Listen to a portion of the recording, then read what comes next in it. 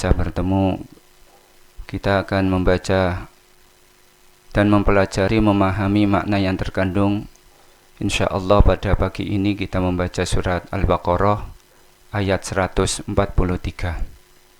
Dengan harapan mudah-mudahan ilmu yang kita dapatkan, ilmu yang kita miliki semuanya berbarokah, bermanfaat bagi kita semuanya, memberikan kemanfaatan bagi umat, memberikan kemanfaatan yang itu menjadi saksi untuk diri kita dan mendapatkan tempat yang istimewa nantinya di hadapan Allah Subhanahu wa taala. Amin ya rabbal alamin. Para pendengar yang saya hormati, surat yang akan kita bahas ini berkaitan dengan kelebihan yang diberikan Allah kepada umatnya Rasul sallallahu alaihi wasallam.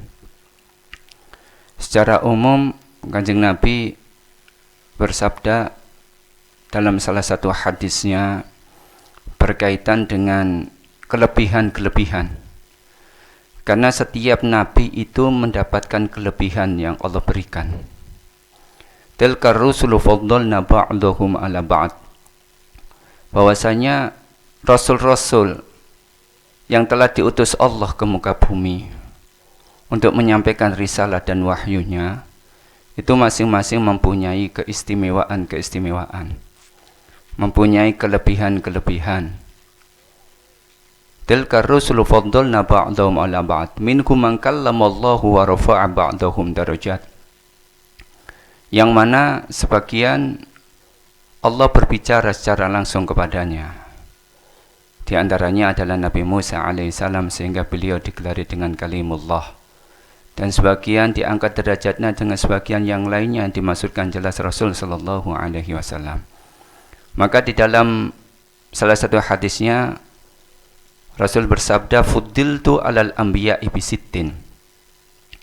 Bahwasanya aku diistimewakan atau dilebihkan oleh Allah dengan 6 hal. Yang pertama, u'titu jawami'ul kalim. Telah diberikan kepadaku jawami'ul kalim.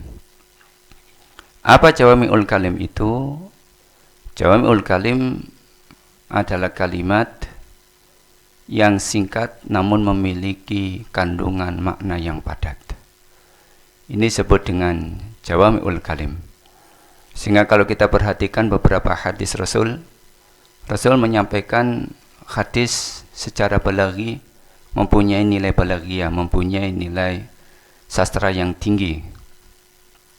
Hadis Rasul tidak panjang, tapi sebagian ada yang panjang kalau itu berkaitan dengan rincian sebuah hukum. Tapi secara umum hadis Rasul mudah difahami dan mempunyai kandungan makna yang luar biasa. Ini yang disebut dengan jawami'ul kalim. Kemudian kelebihan Rasul yang lainnya yang disebutkan dalam hadis yang diriwayatkan oleh Al-Imam Muslim, Tirmidzi dan Ahmad ini disebutkan nusirtu birra'ab. Bahwasanya Rasul mendapatkan pertolongan dalam peperangan dengan tergetarnya hati musuh-musuh dan lawannya. Sehingga sebelum perang itu mereka sudah getar hatinya. Ini adalah kelebihan yang diberikan kepada Rasulullah. Kemudian kelebihan yang lain, wa uhiltu liyal ghanaim. Dihalalkan kepadaku harta rampasan perang ghanimah. Wa ju'iltu liyal ardu tahuran wa masjidan. Kelebihan yang lainnya, Allah jadikan seluruh permukaan bumi ini bagi Rasul tempat yang suci dan bisa digunakan untuk sujud, artinya bisa digunakan untuk salat. Tentunya di sana ada beberapa tempat yang tidak dibolehkan karena terdapat najis di dalamnya. Di antaranya adalah kandang ya gitu ya, atau toilet. Mungkin kemudian seseorang salat di dalam toilet. Tapi secara umum bahwasanya semua tanah itu dijadikan oleh Allah bagi Rasul tempat yang suci, sehingga bisa digunakan untuk sholat atau untuk sujud. Wa ursiltu ilal khalqi ka'afatan. Kemudian kelebihan Rasul yang lainnya bahwasanya beliau diutus oleh Allah Subhanahu wa taala kepada seluruh manusia. Kalau umatnya, kalau Nabi Isa, Nabi Musa, Nabi Yahya itu diutus hanya pada satu kaum saja, yaitu kaum Yahudi. Tetapi Rasulullah Shallallahu Alaihi Wasallam, wa ma arsalnaka illa rahmatan lil alamin, dalam firman Allah, dan telah kami utus engkau ya Muhammad sebagai rahmatan lil alamin. Karena sebagai rahmatan lil alamin, maka wahyu yang terakhir, ajaran yang terakhir, agama yang terakhir yang disampaikan oleh Rasul Shallallahu Alaihi Wasallam itu untuk seluruh manusia tanpa terkecuali, sebab kelebihan yang lainnya yang terakhir yaitu wa khutima biyan nabiyyun, dan Allah menjadikan Rasulullah sebagai nabi yang terakhir, yang tidak ada nabi setelahnya, yang tidak ada rasul setelahnya. Karena Rasulullah sebagai nabi yang terakhir, maka tentunya syariat yang di bawahnya, wahyu yang telah disampaikannya, semuanya atau risalah yang telah tersampaikan kepada umat-umat ketika Nabi menyampaikan risalahnya, yaitu para sahabat, itu langgeng sampai akhir zaman, dan Rasulullah diutus kafatan lil alamin, tidak hanya kepada manusia, tapi memberikan rahmat kepada alam raya dan seisinya ini. Para pendengar radio yang saya hormati, karena Rasulullah mempunyai kelebihan-kelebihan dibandingkan dengan para nabi yang lainnya, maka tentunya umatnya mempunyai kelebihan.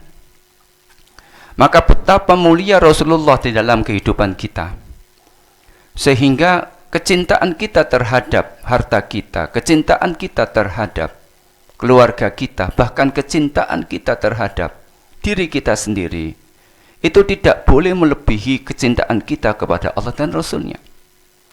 Ini kalau kita fahami, kalau kita telaah, maka ini yang kemudian menjadi keharusan bagi kita untuk selalu menteladani apa yang telah Allah perintahkan dan apa yang telah Rasulullah contohkan di dalam kehidupannya. Jadi kecintaan ini menyebabkan kita ketundukan dan ketaatan total kepada Allah, sekaligus akhlak, kepribadian, perbuatan kita ini harus kita kemudian mencontoh apa yang telah dicontohkan oleh Rasul Shallallahu Alaihi Wasallam. Ini maksud daripada kecintaan kita terhadap dunia, kecintaan kita terhadap harta, bahkan kecintaan kita terhadap diri kita sendiri, anak maupun istri, tidak boleh melebihi kecintaannya daripada kecintaan kita kepada Rasul. Artinya, cinta kita kepada Allah dan Rasulullah harus melebihi kecintaan kita kepada yang selain keduanya. Ini menunjukkan bahwasanya syariat Islam mengajarkan kepada kita agar kita senantiasa mentaati perintah Allah, mentaati perintah Rasul, dan menjauhi sekarang apa yang dilarang oleh Allah dan Rasulnya. Ini yang pertama. Yang kedua, mari kita bahas ayat ini berkaitan dengan kelebihan yang Allah berikan kepada umat Rasulullah Sallallahu Alaihi Wasallam. Bismillahirrahmanirrahim. Wa kadzalika ja'alnakum ummatan wasatan litakunu syuhada'a 'alan nasi wa yakuna rasulu 'alaikum syahida. Wa ma ja'alnal qiblata allati kunta 'alaiha illa lina'lama man yattabi'ur rasula mimman yanqalibu 'ala aqibai. Wa in kanat lakabiratan illa 'alal ladina hadallahu wa ma kana Allahu liyudhi'a imanahum wa ma kana Allahu liyudhi'a imanakum innallaha binnasi laraufur rahim. Ada di awal dari juz kedua. Sebelumnya kalau kita lihat di dalam Al-Qur'an disebutkan sayaqulu sufaha'u minan nasi ma wallahum an qiblatihim allati kanu 'alaiha. Qul lillahil masyriq wal maghrib yahdi may yasha'u ila siratim mustaqim. Baru ayat ini wa kadzalika ja'alnakum ummatan wasatan. Secara umum ayat ini berbicara tentang pengalihan arah kiblat yang awalnya dari Masjidil Aqsa atau Baitul Maqdis dialihkan ke Ka'batul Musyarrafah atau Satrul Masjidil Haram. Sehingga awalnya adalah sayaqulu sufaha. Yang saat itu Rasul berada di Madinah yang masih mengarahkan kiblatnya ketika sholat itu ke arah Masjidil Aqsa. Kemudian 16 bulan berada di Madinah, tampaknya penduduk Madinah, khususnya orang-orang ahli kitab, terlebih orang-orang Yahudi, itu ada sikap tidak santun, ya. Sikap melecehkan, menghina Rasul, sehingga Rasul meminta kepada Allah agar arah kiblat itu dialihkan ke arah Masjidil Haram. Kemudian sebelum itu terjadi, Allah sudah memberitahu, sehingga awalnya adalah sayaqulu sufaha'u, orang-orang yang bodoh itu akan mengatakan kepadamu ya Muhammad. Ini adalah kabar dari Allah bahwasanya Allah memberitahu sesuatu yang akan terjadi dan memang terjadi. Bagaimana kemudian mereka kemudian selalu mencemooh, menghina, melecehkan Rasul. Katanya, engkau agama baru, mengapa ketika sholat masih menghadap ke arah yang mana itu adalah tempat suci bagi kami? Karena Masjidil Aqsa itu diklaim sebagai tempat suci seluruh agama, tidak terkecuali orang-orang Nasrani pun menganggap ini adalah tempat sucinya karena Nabiullah Isa itu lahir di sana.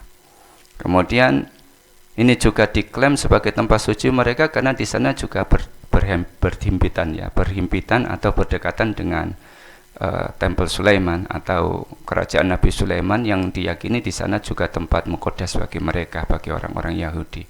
Dan tentunya Masjidil Aqsa adalah tempat suci bagi kita. Karena sholat di sana beda dengan sholat di luar Masjidil Haram dan Masjid Nabawi. Tingkatannya sampai 500 kali lebih baik sholat di Masjidil Aqsa daripada sholat di luar, kecuali tentunya Masjidil Aqsa dan Masjidil Haram dan Masjid Nabawi. Ini membuktikan bahwasanya tempat ini sangat suci sekali, sehingga ketika selalu dihina oleh mereka, maka kemudian Rasul meminta dan akhirnya Allah mengijabai apa yang diminta oleh Rasulullah dan memindahkan arah kiblatnya. Ini yang pertama berkaitan dengan konteks ayat ini. Kemudian ayat ini disebutkan wa kadzalika ja'alnakum, dan demikianlah kami telah menjadikan kalian ummatan wasaton. Jadi umat Islam ini sebagai umat wasaton, umat pertengahan, wasatiyah, umat yang artinya mengartikan wasatiyah itu modern. Bahwasanya perbuatan atau sikapnya itu selalu menunjukkan arah yang menunjukkan sikap yang adil. Karena wasat itu artinya pertengahan. Nah, ini yang kemudian menjadi kelebihan umatnya Rasulullah, kita sebagai umatnya Rasulullah. Mari kita pelajari ayat ini kata per kata, sehingga akan kita simpulkan di akhir dari pembahasan nanti, ayat ini pesan utamanya apa, kandungan maknanya apa, sehingga menjadi bekal bagi kita untuk lebih baik lagi di dalam bersikap, lebih baik lagi di dalam menghadapi fenomena sesuai dengan yang Allah kehendaki di dalam ayat ini sebagai tuntunan dan pedoman kehidupan kita. Bismillahirrahmanirrahim. Wa kadzalika ja'alnakum. Kalimat pertama adalah ja'alnakum. Kalau diartikan telah kami jadikan. Kalimat ja'ala itu beda dengan kalimat kholaqa. Kalau kalimat kholaqa itu lebih menekankan kepada penciptaan segala sesuatu yang diciptakan oleh Allah dan menunjukkan kemahabesaran Allah, kemahakekuasaan Allah di dalam menciptakan. Tapi kalau kalimat ja'ala, kalau kita perhatikan, yang diartikan dalam bahasa Indonesia menjadikan, artinya menjadikan sesuatu dari sesuatu yang sudah ada, untuk menunjukkan betapa penting yang dijadikan atau yang diciptakan oleh Allah ini akan kemanfaatannya, sehingga kita harus melihat dan mengolah, bahkan menjaga kemanfaatan yang Allah ciptakan dari makhluk-makhluknya ini. Sehingga kalau kita lihat kalimat ja'ala itu beda dengan kalimat khalaqa. Ini yang pertama. Kemudian ada pertanyaan gini, seandainya Allah telah menjadikan kita sebagai umatnya Rasulullah itu sebagai umatan wasatan, berarti ini kan sudah takdirnya Allah. Kita tidak usah lagi untuk mengupayakan umatan wasatan ini, karena Allah sudah berkehendak. Dan ketika Allah berkehendak, maka tidak ada sesuatu pun yang bisa menghalangi. Artinya sudah pasrahlah. Alhamdulillah semuanya umat Islam telah dijadikan umatan wasaton. Alhamdulillah semua umat Islam telah jadikan litakunu syuhada, jadikan syahid oleh Allah, yang mana Rasul akan menjadi syahid bagi kita. Apakah kemudian kita tidak melakukan apapun karena telah ditakdirkan oleh Allah menjadi umatan wasaton, menjadi khairun nasi ukhrijat linnasi? Kan banyak sekali pujian-pujian Allah, dan itu menjadi kelebihan bagi kita dibandingkan dengan umat Nabi dan Rasul sebelum umatnya Rasulullah. Kuntum khaira ummatin ukhrijat linnasi. Apakah kemudian khairul ummah, ummatan wasaton, kita yang akan menjadi syahid baik di dunia maupun di akhirat? Ini adalah kehendak total Allah, sehingga tidak ada yang menghalangi, tidak ada yang merintangi sehingga kita diam saja. Ya tentunya tidak seperti itu. Mengapa demikian? Karena ketika penggunaan kalimat ja'ala, itu yang dimaksudkan adalah bahwasanya Allah telah menjadikan di dalam diri kita potensi untuk menjadi umatan wasaton. Maka terserah kita, sehingga kehendak yang dinamakan, nanti ada yang namanya amr takwini, ada yang namanya amr tasyri'i. Litakunu itu adalah amr tasyri'i, bukan amr takwini. Mengapa demikian? Karena litakunu agar kalian menjadi tujuan daripada umatan wasaton, litakunu syuhada'a. Ini adalah amr tasyri'i, yang mana amr tasyri'i itu adalah perintah yang Allah perintahkan kepada kita tanpa ada unsur paksaan di sana. Kalau kita melaksanakan apa yang Allah perintahkan, maka kita akan mendapatkan syuhada sebagai derajat orang-orang yang menjadi saksi, atau kita yang menjadi atau kita yang jadi saksi, atau kita yang dipersaksikan. Tapi kalau misalnya menyimpang atau nyeleweng dari ajaran Allah, maka tidak menjadi umatan wasaton, maka tidak menjadi saksi, dan Allah membiarkan karena menyimpang, yang tentunya akan mempunyai konsekuensi dari apa yang dilakukan. Maka kemudian kembali lagi ke ayat, ummatan wasaton di sini adalah potensi. Bahwasanya umat Islam ini sangat berpotensi sekali menjadi ummatan wasaton. Maka ini bisa kita pahami, misalnya kita bandingkan dengan ayat yang lain. Wa min ayatihi an khalaqalakum min anfusikum azwajan litaskunu ilaiha wa ja'ala bainakum mawaddatan wa rahmah inna fi dzalika laayatil liqaumin yatafakkarun. Surat Ar-Rum ya, ayat 30. Artinya apa? Wa min ayatihi an khalaqalakum min anfusikum azwajan. Wa min ayatihi, dan dari sebagian tanda-tanda kekuasaan Allah, an khalaqalakum, telah Allah ciptakan bagi kalian azwajan, berpasang-pasangan. Sehingga ini adalah kehendaknya Allah, sehingga menggunakan kalimat khalaqa. Khalaqa artinya Allah menciptakan sesuatu yang ini menunjukkan kebesaran Allah, kemahakuasaannya Allah, dan kehendak mutlaknya Allah. Karena segala sesuatu itu berpasang-pasangan. Tidak ada yang kemudian menghalangi apa yang dikehendaki oleh Allah. Tidak hanya manusia, tapi seluruh alam ini berpasang-pasangan. Bahkan bumi pun ada pasangannya. Apa? Langit. Kebaikan ada pasangannya. Apa? Keburukan. Yang atas ada pasangannya. Apa? Di bawah. Dan semuanya termasuk manusia mempunyai, jangankan manusia, tumbuh-tumbuhan itu ada pasangannya. Ya, sehingga menjadi buah kan. Hewan itu juga ada pasangannya, sehingga dia bisa melanggengkan keturunannya. Dan manusia juga ada pasangannya, min anfusikum azwajan. Untuk apa? Litaskunu ilaiha. Kemudian ayat selanjutnya apa? Wa ja'ala bainakum mawaddatan wa rahmah, dan telah Allah jadikan di antara kalian mawaddah wa rahmah. Maka mawaddah wa rahmah ini adalah potensi. Bukan kemudian selamanya orang itu mempunyai mawaddah wa rahmah. Artinya, seandainya mawaddah wa rahmah itu langgeng di setiap pasangan, tentunya tidak ada, mohon maaf, kasus perceraian. Mengapa ada kasus perceraian? Karena tidak bisa mengolah mawaddah warahmah, karena tidak bisa menjaga mawaddah warahmah, karena tidak bisa melestarikan mawaddah warahmah. Sehingga mawaddah warahmah itu adalah Itu adalah potensi yang Allah berikan kepada suami istri ini, tapi karena tidak bisa menjaganya, maka hilang mawaddah rahmah, maka berujung kepada perceraian. Ayat ini sebagai penjelas untuk memahami kalimat ja'ala. Bahwasanya ketika Allah menggunakan kata ja'ala di dalam ayatnya, di dalam firman-Nya, maka yang diinginkan kalau kita mempelajari kalimat ja'ala yang lainnya adalah bahwasanya ada kemanfaatan yang luar biasa yang Allah jadikan di dalam kehidupan kita, di antaranya tadi adalah mawaddah warahmah. Artinya bahwasanya baju sudah diberikan kepada kita, kain sudah diberikan kepada kita, tinggal kita menjahitnya, tinggal kita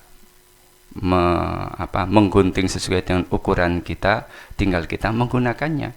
Potensinya adalah kain, karena kain sudah disiapkan oleh Allah, tinggal bagaimana kita menjalinnya, menjahitnya, dan kita mengenakannya. Artinya bahwasanya potensi umat Islam itu sebagai ummatan wasaton, bagaimana kemudian kita bisa menggunakan potensi ini dengan baik sesuai dengan apa yang Allah tuntunkan di dalam ayat selanjutnya. Ini yang pertama. Wa kadzalika ja'alnakum ummah. Ummah itu terambil dari kalimat amma ya ummu, yang artinya menuju, menempuh, dan meneladani. Menuju, menumpu, dan meneladani kalau kita artikan secara bahasa. Sehingga muncul kalimat sehingga muncul kalimat imam. Ummah itu pengembangannya mungkin ada kalimat artinya ibu. Karena ibu ini sebagai tempat tumpuan, ibu ini bisa diteladani, dan ibu ini adalah tempat tujuan. Karena bisa diteladani tadi itu ya. Ini yang pertama. Kalau imam adalah seorang pemimpin. Jadi ummatan itu diartikan juga pemimpin. Yang mana pemimpin itu diteladani yang imam.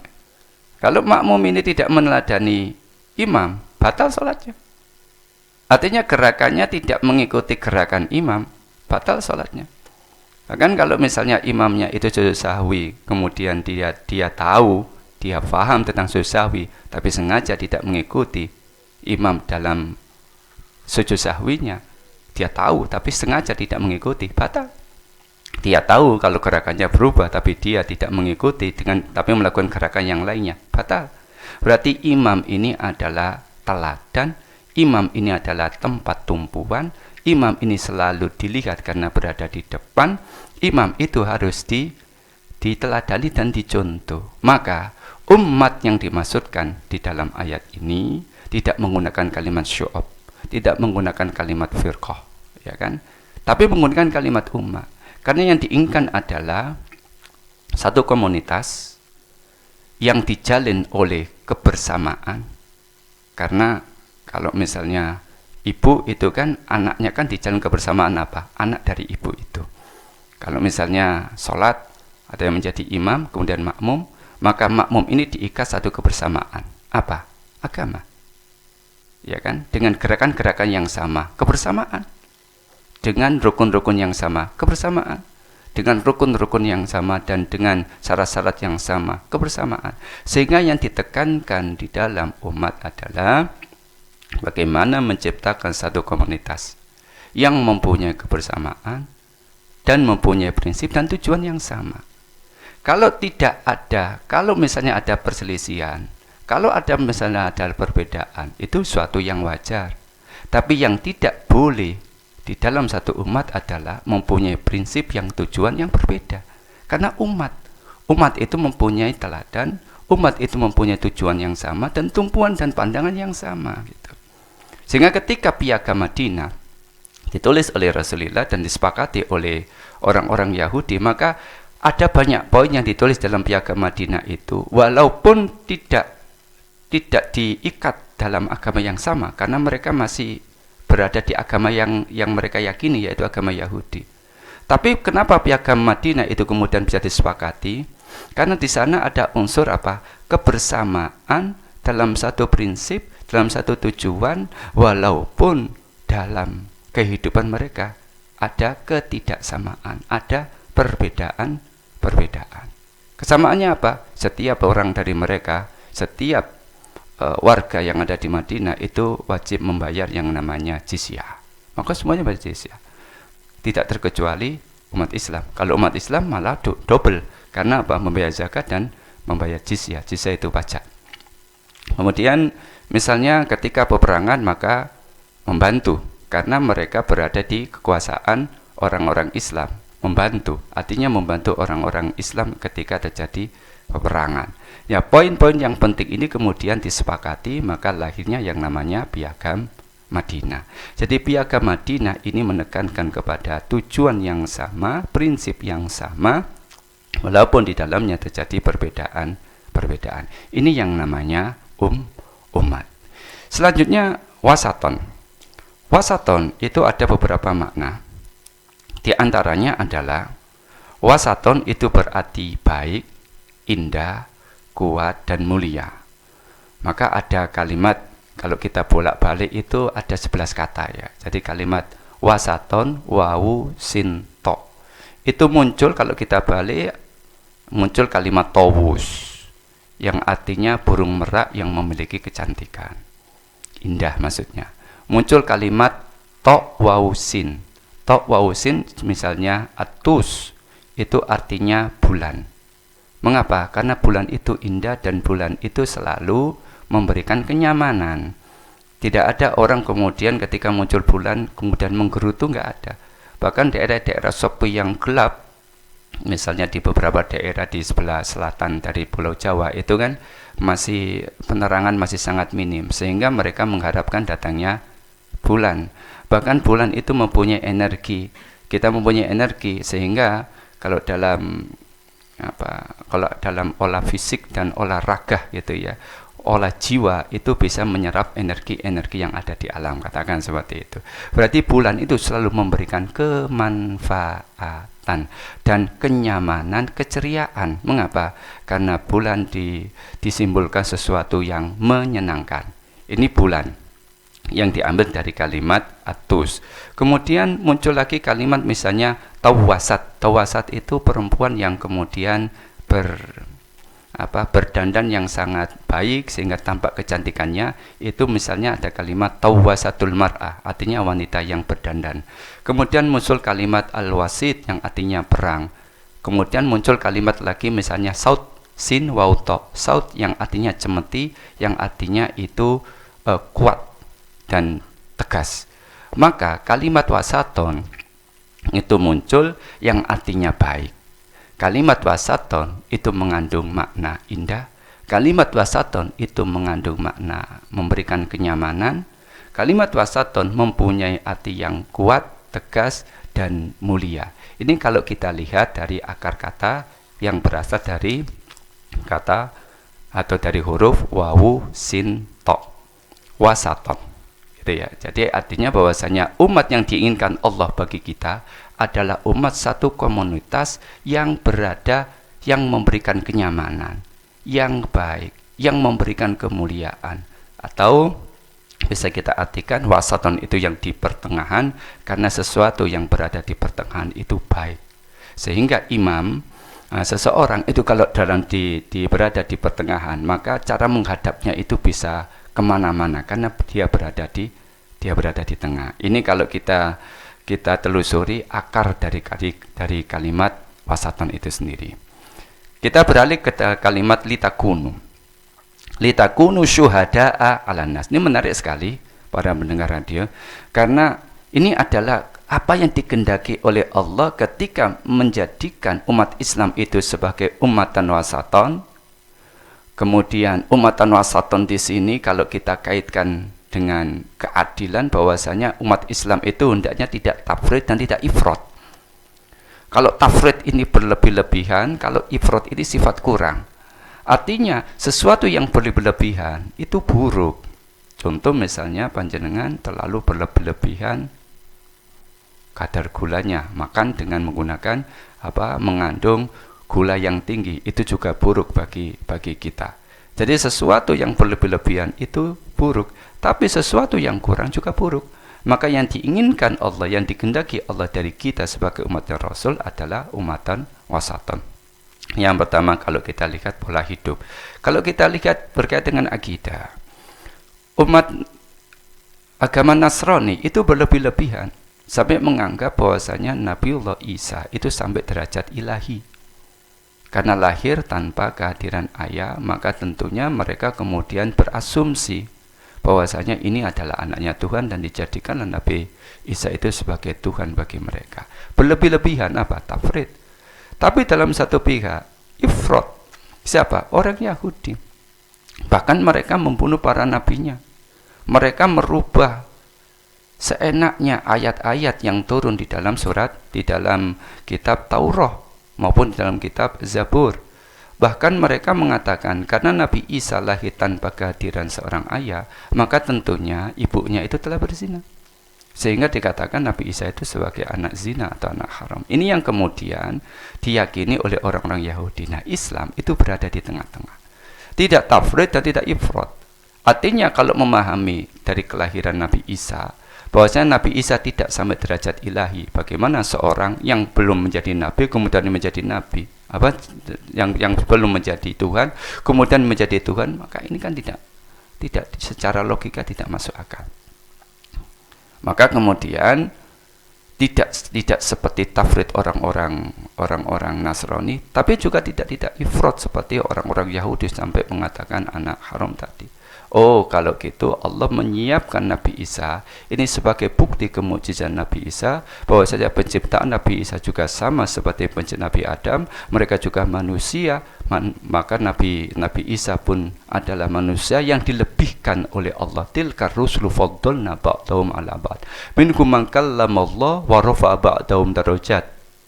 Kemudian ada yang kemudian dilebihkan oleh Allah. Bagaimana? Lahir tidak melalui proses alami seperti manusia biasa, seperti Nabi Isa. Maka Nabi Isa adalah nabi dari nabi-nabinya Allah, tidak lebih dari itu.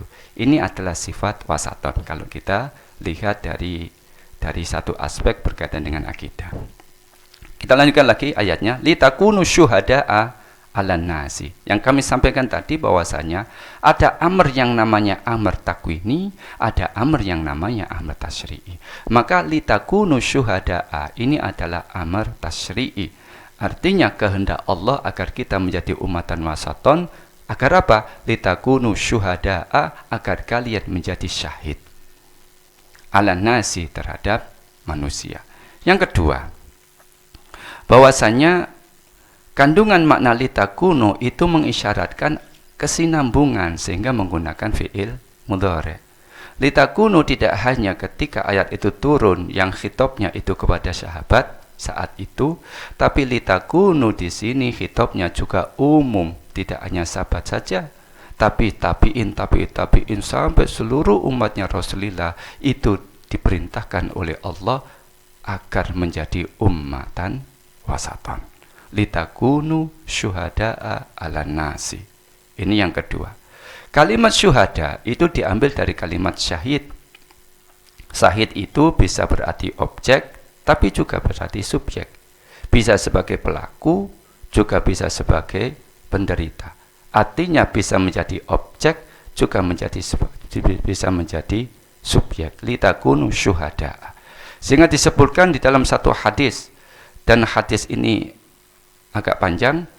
Qala Rasul sallallahu alaihi wasallam, yuja'u bi Nuhi yaumal qiyamah fa yuqalu lahu hal ballagta fa yaqulu na'am ya Rabb fa tus'alu ummatuhu hal ballagakum fa yaquluna ma ja'ana min nadhirin fa yaqulu man syuhuduka fa yaqulu Muhammad wa ummatu fa yuja'u bikum fa tashhadun thumma qara'a Rasul wa kadzalika ja'alnakum ummatan wasaton litakunu syuhada'a 'alan nasi. Artinya apa? Artinya kalau kita maknai hadis ini, bahwasanya nanti pada hari kiamat akan dihadirkan para nabi. Seperti Nabi Nuh kalau di dalam hadis ini. Nabi Nuh dihadirkan, kemudian Nabi Nuh diminta pertanggungjawaban oleh Allah. Wahai Nuh, apakah engkau telah menyampaikan risalahku? Sudah ya Rasulullah, ballagtu. aku sudah menyampaikan risalah panjenengan. Kemudian dihadirkan, jadi ada persaksian ya. Ada persaksian. Kemudian dihadirkan umatnya. Apakah benar Nuh telah menyampaikan risalah kepada kalian? Ternyata saat itu umatnya mengingkari. Tidak, karena tidak ada satupun pembawa berita kepada kami. Maka kemudian dipanggil lagi Nabi Nuh. Ya Nuh, siapa yang memberikan saksi kepadamu bahwasanya engkau telah memberikan atau menyampaikan risalahku? Maka kemudian jawab Nabi Nuh, Muhammad wa ummatuh. Yang menjadi saksi adalah Muhammad dan umatnya Muhammad. Saat itu kita dihadirkan. Sehingga kemudian kita menjadi saksi. Dan Rasul juga menjadi saksi, kita pun menjadi saksi bahwasanya Nabi Nuh telah memberikan dan menyampaikan risalahnya kepada umatnya. Ini kemudian kalau kita maknai syahid itu dimaknai sebagai subjek. Jadi kita yang menjadi saksi nantinya di hari kiamat. Bahwasanya para nabi dan para rasul telah menyampaikan risalahnya yang saat itu diingkari oleh umatnya, tapi kita menjadi saksi nantinya pada hari kiamat. Karena kita umat yang terakhir. Sehingga Al-Quran itu musaddiqon lima bainakum wa muhaiminan, membenarkan apa kitab-kitab isi dari kitab-kitab sebelumnya dan memberikan pelurusan dari apa yang telah disimpangkan oleh umat-umat Nabi sebelum umat Rasul Sallallahu Alaihi Wasallam. Ini kalau kita maknai sebagai syahid, sebagai subjek. Kemudian syahid itu juga bisa diartikan objek. Mengapa? Karena dipersaksikan. Kan tadi menjadi pelaku, menjadi syahid. Dan dipersaksikan. Mengapa? Karena ruh itu akan dipersaksikan. Sehingga syahid itu selalu identik dengan peperangan ya, syuhada, syahid. Orang yang perang, orang yang mati syahid. Itu kan dia telah dipersaksikan. Dia dipersaksikan karena Allah telah menyaksikan, malaikat telah menyaksikan, umat Islam telah menyaksikan, Rasulullah telah menyaksikan, bahkan ruh yang menyaksikan bahwasanya dia telah meninggal dalam keadaan syahid. Jadi syahid itu bisa berarti subjek, syahid juga bisa berarti objek. Ini kalau nanti di akhirat. Dan ini bersifat eskatologi ya, itu adalah keimanan bagaimana kita nanti diangkat dan menjadi saksi. Kalau misalnya saksi itu diartikan di bumi, syuhada itu diartikan di bumi, maka pengertiannya bahwasanya ada kewajiban kita untuk amar ma'ruf nahi mungkar. Bahwasanya kita mempunyai tugas untuk menyampaikan risalahnya Allah, mempunyai tugas untuk menyampaikan isi Al-Quran, mempunyai tugas dan mengajak manusia untuk melakukan kebaikan dan menjauhi kemungkaran. Kenapa? Karena kita sebagai syahid. Sehingga yang kemudian harus kita sampaikan. Seandainya tidak bisa berskala besar di dalam masyarakat, menjadi dai yang kemudian bisa memberikan pencerahan-pencerahan di tempat-tempat yang banyak, paling tidak kita menjadi dai di rumah tangga kita sendiri. Mengapa? Karena kita pun menjadi syuhada, kita pun menjadi syahid. Ala nasi wa yakunu rasulu alaikum syahida, dan Rasul menjadi syahid bagi kalian. Artinya kalau kita ingin menjadi syahid untuk melakukan amar ma'ruf nahi mungkar yang telah Allah perintahkan, maka kita contoh akhlaknya Rasul sebagai syahid kita yang dipersaksikan kan, yang dilihat yang syahid itu. Sehingga syahid itu cirinya ada 4. Apa? Syahid itu orang yang jujur, karena saksi harus jujur. Syahid itu adil, seorang saksi itu adil, artinya tidak membela atau tidak memihak satu, dia bicara tentang fakta, dia bicara tentang bukti, maka dia harus jujur dan dia harus adil. Yang ketiga, dia punya pengetahuan sehingga ada saksi ahli kan. Walaupun dia tidak hadir menyaksikan langsung suatu kejadian, tapi dia tetap dihadirkan sebagai saksi ahli. Mengapa? Karena dia mengetahui ilmunya, mempunyai pengetahuan tentang satu perkara itu. Dan yang keempat, dia kemudian ada keberanian untuk menjadi saksi.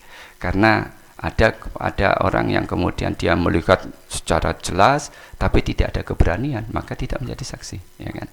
Jadi ada 4 ini. Seorang saksi itu harus adil, Seorang saksi itu harus jujur, seorang saksi itu harus mempunyai pengetahuan tentang apa yang dia persaksikan dan mempunyai keberanian untuk menjadi saksi. Maka kita pun demikian. Seorang yang kemudian memberikan contoh untuk amar ma'ruf nahi mungkar, maka kita pun harus mempunyai sifat jujur dalam diri kita, mengatakan sebenarnya, tidak memihak, karena kita harus mempunyai sifat adil dan mempunyai pengetahuan tentang itu. Mempunyai pengetahuan tentang itu dan kita ada keberanian untuk menyampaikan suatu kebenaran.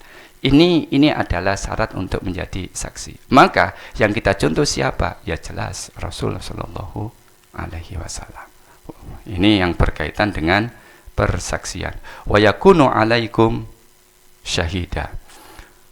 Kemudian kita lanjutkan ayatnya, yang terakhir adalah berkaitan dengan kiblat.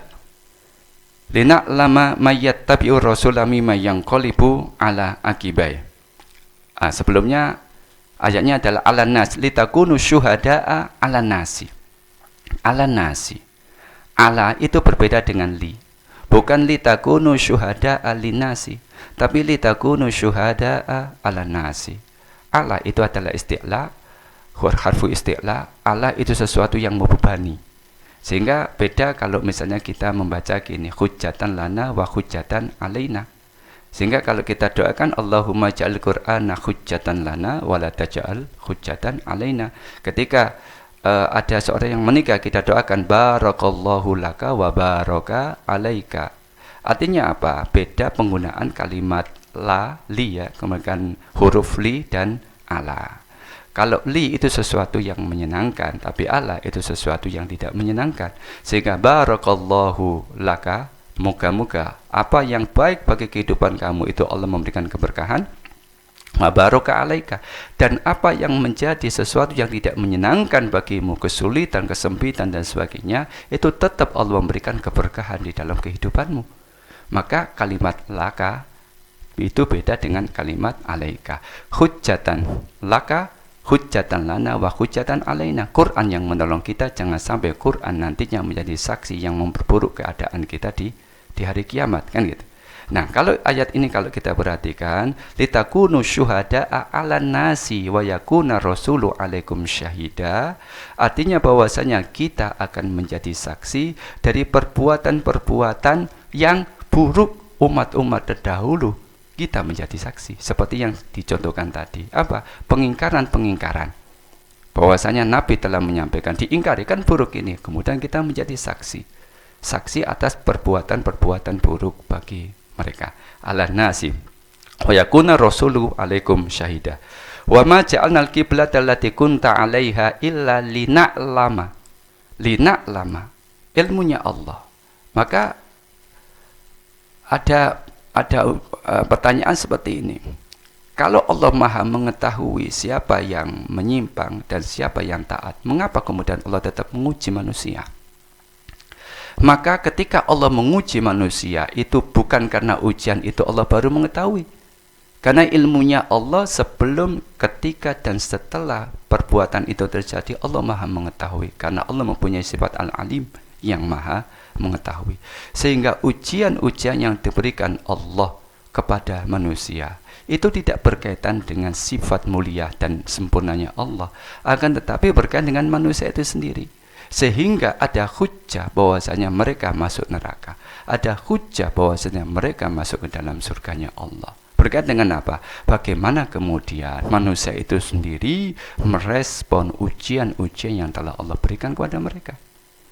Jadi rojiknya itu kepada bukan loh, kenapa Allah kemudian menguji kalau lina'lama mayyattabi'ur rasula mimma yanqalibu ala aqibai?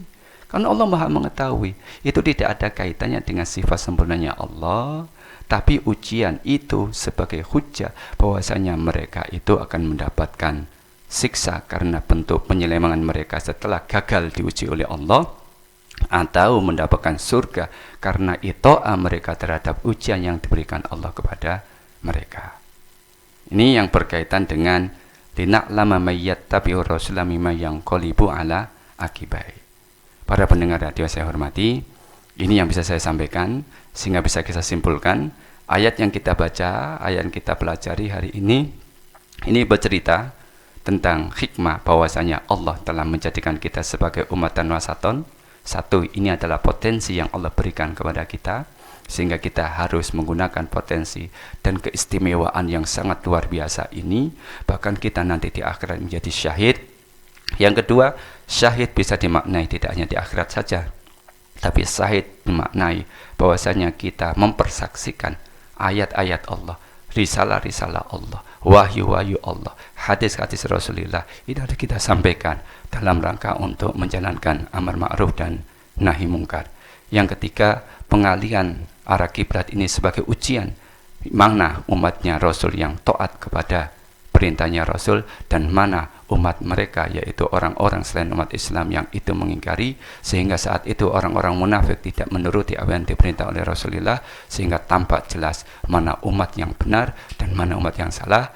Yang terakhir, lina'lama, itu tidak berkaitan dengan ilmunya Allah yang sempurna, tapi sebagai hujah bahwasanya mereka akan mendapat siksa dan akan mendapatkan pahala berupa surga berdasarkan dengan apa yang mereka lakukan setelah mereka menghadapi ujian Allah dengan keberhasilan atau dengan kegagalan. Demikian yang bisa kami sampaikan, mudah-mudahan ada manfaat dan ada gunanya. Mudah-mudahan kajian ini terus bisa kita laksanakan, dan mudah-mudahan kita selalu berjumpa di hari Senin pagi, dan kurang lebihnya kami mohon maaf yang sebesar-besarnya. Allahumma fiq ila muthariq. Assalamualaikum warahmatullahi wabarakatuh.